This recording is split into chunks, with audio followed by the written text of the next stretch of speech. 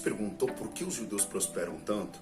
Uma nação que enfrentou cativeiros, diásporas, faraós, imperadores, mas mesmo assim conseguiu ser uma nação forte e independente. Uma das nações mais prósperas do mundo. Sou Diogo Oliveira e nesse vídeo vamos falar sobre 3 princípios por que os judeus prosperam tanto. Mas antes, como sempre, dá aquela moral. Vai lá, se inscreva no nosso canal, acione o sininho, as notificações, para que todos os vídeos você possa ser avisado pelo YouTube e assim você possa também repercutir emoções. Mas não se esqueça de fazer parte do nosso grupo de WhatsApp privado. Lá nós deixamos novidades, deixamos alguns vídeos ali no privado e você também vai receber algumas informações importantes. É muito importante para a gente entendermos por que os judeus são tão prósperos. Antes, é importante nós contextualizarmos, entendermos um pouco da sua história. Na história dos judeus, não existe um povo ou uma raça que sofreu tanto revés ao decorrer do tempo. No livro do Êxodo, o povo hebreu sofreu grandemente com a mão pesada de Faraó, os escravizando e os aprisionando. No Egito, logo alguns anos depois, a Babilônia, uma nação muito forte, também invadiu Jerusalém, destruiu o templo e também fez a derribada de todos os seus muros. No período de Jesus, o domínio do território judeu estava nas mãos dos romanos. Já no ano 70 depois de Cristo, aconteceu aquilo que os historiadores chamam da segunda diáspora, que foi a expulsão em massa dos judeus diante da sua própria pátria. Foi nesse momento que muitos judeus se espalharam para vários países do mundo. Exemplo, se espalharam para a África, se espalharam para a Ásia e para a Europa. Porém, se não bastasse tudo isso, sair da sua terra natal e da sua pátria, o golpe mais pesado ainda iria acontecer. Foi em 1933, quando o Partido Nazista assumiu o poder na Alemanha. Houve um grande processo de exclusão e de violência aos judeus. E tudo isso aconteceu com a liderança nazista, que criaram uma narrativa que todas as responsabilidades de todos os problemas internos do país, tanto econômico, seria completamente responsabilidade dos judeus, principalmente após a Primeira Guerra Mundial. Quando nós olhamos esse golpe pesado, pessoal, nós percebemos que o pior ainda iria acontecer. E foi quando toda a liderança do Partido Nazista tiver a ideia de ter a solução final, que seria o extermínio de todos os judeus dentro do campo de concentração e execução dos tais dentro da câmara de gás, totalizando a morte de 1,2 milhões de judeus apenas no campo de concentração de Auschwitz. Com certeza, até hoje, isso é uma mancha no país da Alemanha. E diante desse derramamento de sangue, a pergunta que eu quero fazer: por que, mesmo de tanto revés e de tantos problemas, os judeus prosperam tanto? Tanto no campo da tecnologia, na ciência, na área do conhecimento. Para a gente ter uma ideia, fizeram uma pesquisa dos 3 homens ou das 3 figuras mais inteligentes do mundo. E adivinha quem ganhou? Albert Einstein, Sigmund Freud e Karl Marx. Ambos são judeus ou têm algum tipo de ascendência judaica. Para a gente ter mais exemplos, os judeus, eles são os maiores ganhadores do Prêmio Nobel. O que é o Prêmio Nobel? É uma premiação de nível mundial que são entregues a todos aqueles que contribuíram na área do conhecimento, da ciência e da tecnologia em nível global, em nível mundial. Essa contribuição é vista pelas as próprias invenções espetaculares que os judeus fizeram e contribuíram.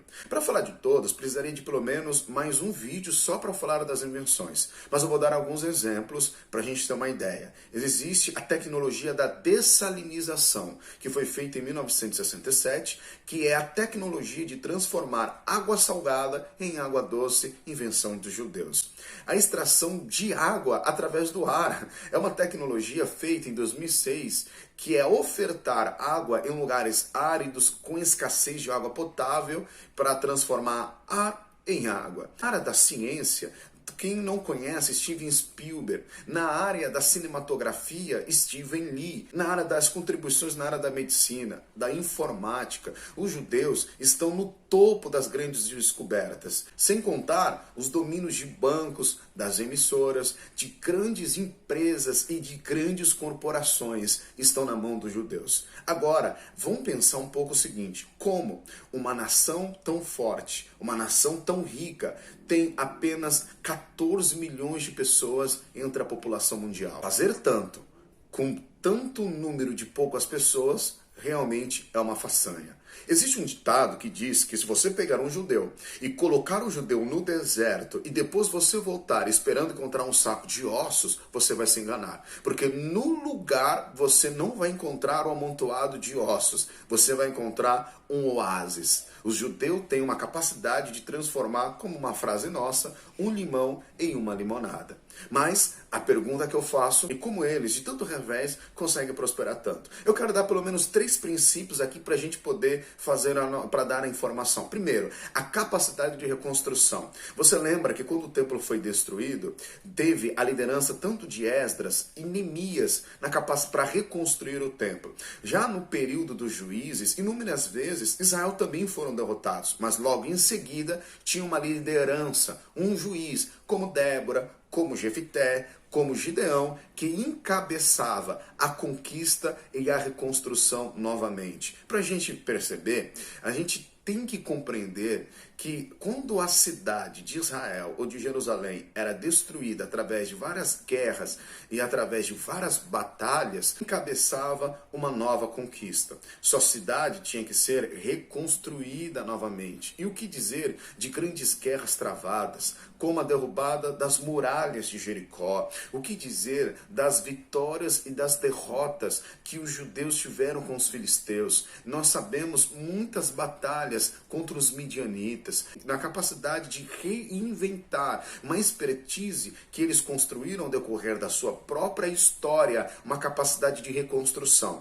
Como diz em Provérbios, capítulo 24, versículo 16, diz: pois ainda que o justo caia 7 vezes, o Senhor o levantará de todas elas. O segundo princípio é a educação do judeu, por meio religioso. Para a gente ver, o analfabetismo entre os judeus é considerado praticamente zero. Tudo isso devido à estimulação que desde o período do Antigo Testamento é estimulado dentro da própria Bíblia Sagrada. Olha o que diz no livro de Josué, no capítulo 1 e no versículo 8. A ordem de Deus para Josué, e óbvio, para Israel, é meditar na lei do Senhor de dia e de noite. Porque tudo o que fizer prosperará. Isso é uma das maiores heranças de um judeu. Não é o seu patrimônio físico, mas é a educação. Então veja, no processo da maioridade, o menino de 13 anos, entre 12 e 13 anos, faz o ritual da maioridade chamado de Bar Mitzvah, que significa sujeito à lei ou sujeito ao mandamento, onde o menino precisa expor um vasto conhecimento da lei, da educação, para poder passar por esse processo. O princípio da educação, para um judeu, é completamente inabalável. E isso contribui para a sua prosperidade. O terceiro princípio é que a riqueza, ela está ligada à religiosidade. Em Gênesis capítulo 12, versículo 2, Deus diz para Abraão que ele seria uma bênção.